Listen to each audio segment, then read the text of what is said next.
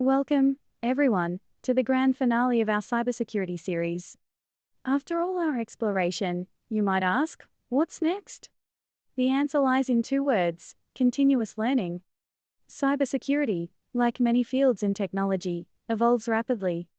To remain competitive, we must always be learning and adapting. Recall the infamous Heartbleed bug from 2014? It was a serious vulnerability in the Open SSL cryptographic library. It underlines the importance of staying up to date with the latest vulnerabilities and advancements in the field.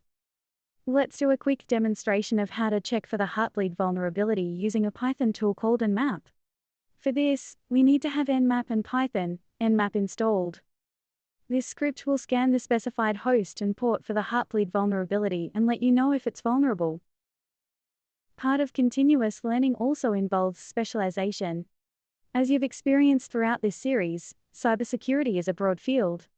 You could choose to specialize in areas such as incident response, forensics, ethical hacking, security auditing, and many others. As world-renowned cybersecurity expert Kevin Mitnick once said, hackers are breaking the systems for profit. Before, it was about intellectual curiosity and pursuit of knowledge and thrill, and now hacking is big business. Indeed, the pursuit of knowledge is key in this field. That's all for our series, folks. We've covered a lot of ground, from understanding what cybersecurity is, all the way to becoming the best in the field. Thank you for joining me on this journey.